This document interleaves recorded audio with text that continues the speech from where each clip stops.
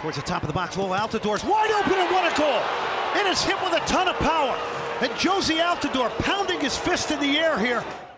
What an absolute rocket scored by Jozy Altidore. He now has 3 goals and 1 assist in his last 4 outings. And that, of course, was the equalizer that allowed Toronto FC to walk away with a point out of Houston. But Terry, I mean, that goal itself was incredible. Textbook and something straight out of the training ground. Superb goal, like you said, straight off the training ground. Credit to the coaching staff for drawing it up, but also to the players for executing it. Jay Chapman at the top of the box, he draws Boniek Garcia out of the space, and then Hagelin and Moore, they almost act as blockers, stopping anyone to get to that space. Jozy Altidore circles around from the back post.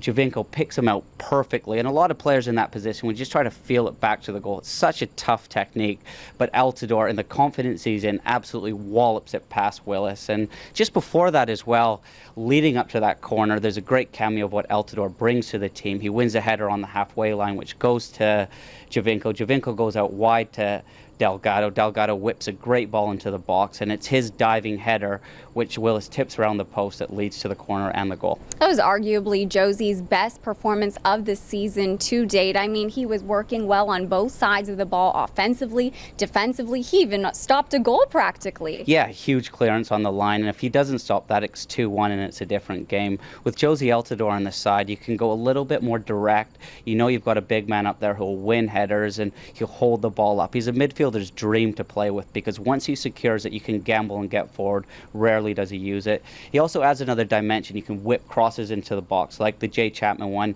with his left foot, it goes off of the post. Well, the coaching staff has been working diligently in order to get Jozy back to full health. That game against Houston was his first start since May 14th. He put in over 70 minutes of work that day, and here's what the striker said he attributes his success to. Just trying to get back to fitness, to be honest with you. I believe in my abilities. I don't think there's any issue for me there. I think it was just getting healthy again and, yeah, just finding a rhythm, because I think this season has been a lot of stop and start for me. And then the injury is just one of those freak things you can't really account for. Didn't really see it coming, and, you know, next thing you know, you're 9 weeks and you're kind of just sitting here ready to go again.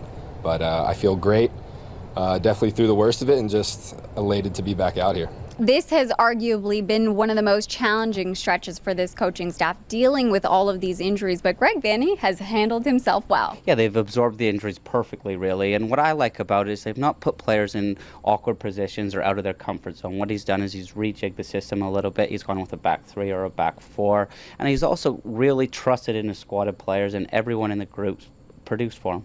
The most recent injuries occurred in Houston. Mark Bloom dealing with an ankle sprain, Justin Mora with a hip contusion. We're unaware of the severity of those injuries at this point, but when those players are going out, some players are coming back. Will Johnson made the trip to Houston, and Danny Lovitz looks like he's primed to make a return as well. Yeah, I watched him play for TFC 2 the other night. He played 30 minutes, and he's an important part to the squad. He brings something different to everybody else. He's a true out-and-out wide player, whether it's from a winger position or left back. He's great at getting the ball into the box. 9 times out of 10, there's always a final product. He's so good at creating that yard of space for him, whether it's checking into his right foot or getting to the byline and crossing with his left foot. And this could be a fitting return for him. I mean, he is going back to his hometown. It would be perfect as the Reds head out to take on the Philadelphia Union. That will be taking place on Saturday, 7 o'clock on Sportsnet, and we will update you with more of that later on in the week.